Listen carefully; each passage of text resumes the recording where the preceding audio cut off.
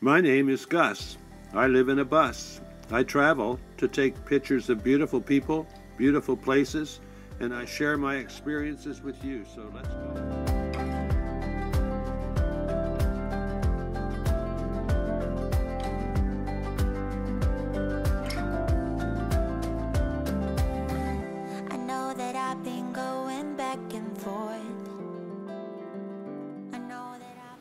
Well, it's a dull gray day today.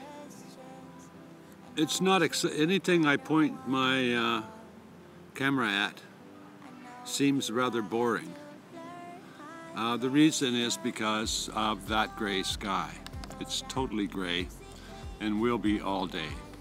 So I thought I'd do one of these talking head videos that I don't like to do about my very first few days living in my bus. And the reason why I'm saying this is that it's, I think, pretty comical. Now, it's not about my bloopers, although I might recall some of them. The video is actually about my first few experiences with other van dwellers. You see, I bought my bus primarily because I couldn't find anything else that had the same mileage at the same vintage for as little money, and I was in a hurry because I knew I had some cash, but I also knew that if I put it off long, I would spend a lot of that cash and my budget would keep dwindling. You know, I just know myself, so I came into a reasonable sum of money, and primarily because I basically put off receiving it. So the first few days I had basically showed up with other van dwellers and started to meet them. They were easy to spot, and I would just walk up, introduce myself, and ask if they are staying in their van for short term or long term or what, you know. And I actually wanted to get advice about things that I wasn't sure about, like parking, etc. I wasn't sure about parking, but I really wasn't all that concerned about it because, you know, when I bought it, I lived in a condo, or I mean an apartment, and I just parked it outside on the street at a parallel parking spot that during the day would be metered, but after a certain time at night, after 9 o'clock at night, I could just park it there. So when I was sleeping in my apartment, I had my bus parked outside, and I realized I could have slept in it right there. I mean, I didn't have to go anywhere.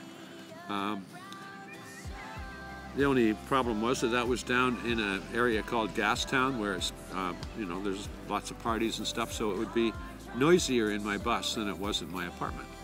So I went down to a park and started to talk to the people who were boondocking there. And, or, you know, what they were actually doing is parking someplace at night and then kind of going to the park, because the park had free parking, although there were restrictions in terms of the times you were allowed to use it. The park's parking lots were closed all night. So I would introduce myself and say I just bought that bus, and, you know, like just talk to them about stuff. And the thing that struck me beyond the most was that almost all of them started out giving me some advice or telling me what to do. Now, there's a difference between advice. Advice would be, you know, if you're looking for a stove, I can give you some advice. And advice would come when you sort of suggested you had a problem. So if I was to say, gee, I'm looking for a stove, what do you think is a good stove? Then I would expect the conversation to go in that direction because I've asked for advice. But suddenly now I was part of a community that seemed to want to not only offer advice, they literally were going to try and sell you some product they had no real interest in, they just happened to like it. Or attempt to, you know, to, what do you call it, pretend they were knowledgeable about something. And when I say pretend, because somebody who knows a lot about one heater, for example, and doesn't know about all of the heaters, is not an expert. They're just somebody with an opinion. So the very first person I met said, "You need to get a buddy heater." And I said, "Well, I bought my bus so that I can travel south to California and stay in warm places. I don't have any intention of going anywhere where it's cold, so why do I need a heater?" "Well, you need a heater and you got to get a buddy heater. The buddy heater's the best heater." So, you know, I kind of took that with a grain of salt, but I didn't know what else. I couldn't talk to this person about anything else. That's all they wanted to talk about. So I kind of cut that conversation a little bit short. Then I talked to another person, and they said, "You know, the biggest problem in a motorhome or a van or whatever is condensation. Condensation is terrible. Don't get too many propane devices," they said, "because propane creates condensation." So the second person was giving me advice to tell me that I shouldn't buy something like a buddy heater because it was going to create unmanageable condensation. And in Vancouver, that's completely it's completely understandable to me because it's a very wet environment here in Vancouver. But again, I was planning to travel south and not necessarily be hanging out in rainforests, but more likely be hanging out in a place like, you know, around Los Angeles in California, which is basically a desert. So condensation wasn't going to be a problem for me for most of the months of the year. So I kind of ignored that. Now, I had bought one of those cheap $30 butane stoves, which had one burner on it and ran on butane rather than a propane type of camp stove. But the third person I ran into said, "Oh, I've got to show you something. Come to my van. I've got to show you something." Now, he's an older man, older than I am, about almost 80, and he's living in a minivan. I don't know how you can do that. I just kind of looked. This was the first time I saw anybody in a minivan, and yet this older guy, as large as I am, was managing in a minivan. And anyway, he's an interesting guy, and I like him. But you know, the first thing he wanted to do was sell me a stove. I went, "Well, I've got a butane stove." "Yeah, but you got to get this stove." "Well, the stove I have is $30, and it does the things I want." "Well, you got to get this because this one will boil your water faster than you can imagine." And actually, my butane stove was boiling my water faster than I could get my porridge ready or coffee ready. It was boiling water very rapidly, so I didn't know how in the world or why in the world I would need another stove. So on the first day, the first 3 people I met were trying to tell me what I should do. Now, I got into this, I think most vanners get into it, most people in vans and motorhomes and stuff are actually getting into it to create some freedom in their life, not to create more structure, more pressure to keep up with the Joneses or the Jacks or the Bobs that have other vans. They're actually looking for the freedom to go out and live their life as they see fit. But now I was in the van community where everybody quickly gives advice to other people about, more often than not, about stuff they don't know. When I say don't know, is that, you know, they may have done some research for 3 or 4 days to make a video about solar power, but the video is presented as if they know everything and they've got lots of experience with it, and yet all that's happened is they've read a few other people's opinions and now they think they're knowledgeable. The reason the advice you will get from vanners is essentially useless is that not one of those people asked what my intentions were. If they understood that I was going to drive my bus to where it was 70 degrees and almost never spend time in cold weather, then they wouldn't be suggesting that I get any kind of heater. They would probably more likely be suggesting that I get air conditioning.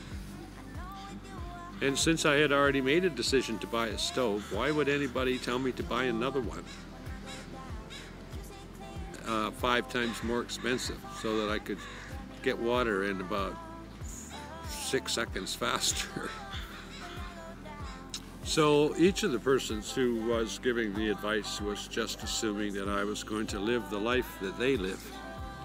So none of this advice, I mean, all of the advice just skips right past me, because they're not taking into account my needs, my financial situation, my future intentions, my plans. They're not taking into anything about me into account. All of their advice is based on their needs, their plan, their intentions, and their advice is only good for them. And I don't know how else to put that. But I found it kind of amazing that the first people I met were all trying to take away my freedom to live the life that I want to live. And they were all van dwellers, all seeking the freedom they weren't willing to give other people. So I actually went through this little story to let you know that, van dwellers are very fun, they're very friendly, but frequently they're full of shit. I don't know how else to put that. Their advice to others is always, do what I do, do what I do, do what I do. Like, I would suggest to anybody that they get a bus, unless they told me they want to park it at a spot near their office and live in it and then walk down the street, pop out of their vehicle and walk down the street to go to work with a tie on. If the bus probably doesn't give the right impression if people see them popping out of it. If they've got a high-paying job, then perhaps a Sprinter might be the most appropriate vehicle for them to be jumping out of in the morning. If it's a construction job, just get a bus, drive it to the job site. Then it would work. Anyway, the reason I found it funny is because it seemed to be all that the vanners wanted to talk about were things in their vans. And for me, it's really unimportant. I don't care what kind of stove you have in your van. If it cooks food, it cooks food. I don't care how you put your cabinets in, or whether you want to make yours into a super tiny house that keeps up with the Bobses and the Joneses and the Jacks who have their Sprinter van built a certain way. I have no interest in vehicles at all. It's just a tool for me. It's like a hammer. I need a vehicle to drive to California, just like I need a hammer to bash a nail. So I thought I'd tell this little story because I've always thought it was funny that the first person told me to buy the buddy heater, and the next person told me, watch out for condensation, so don't buy a buddy heater. And then the next person was telling me to buy another propane appliance. And basically all of the advice I was getting from the first 3 people that were experienced as van dwellers was conflicting, totally conflicting. And at the same time completely useless to me, because they were all providing advice about things that I didn't need advice about. So it just seemed like a very funny experience, because I had never in my life run into an experience like that. But then I had never actually changed my life to the extent that I was sort of leaving one community to a completely different community. And I don't mean a community like driving from one city to another city. I mean one sort of self-identifying group, I guess you'd call it. I don't know what you'd call it, but anyway, it was a funny experience for me, and I've told a lot of people that over the years, over the last couple of years. But running into van dwellers who tell me what I should do and what I should buy without ever asking me what I can afford or what I need has become a very common experience. Taking the video to make you think about it, rather, because there's a lot of things we can look at, all the things around us we could talk about. In this case, there's a motorhome there, my bus there, but these trees, look. These trees are blossoming in the springtime, and van dwellers are talking about their vans. I'm going to take you to another tree just a few feet away, just above my bus, to give you another view of the springtime flowers.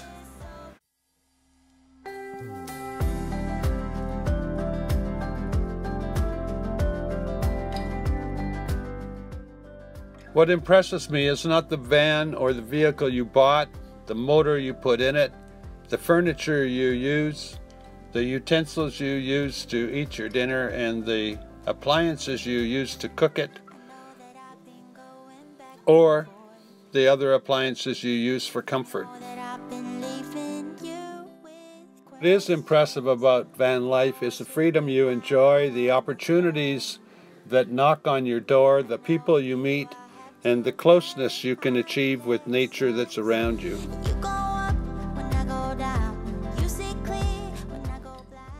Get out there and pay attention to what's around you. So I'll be around tomorrow.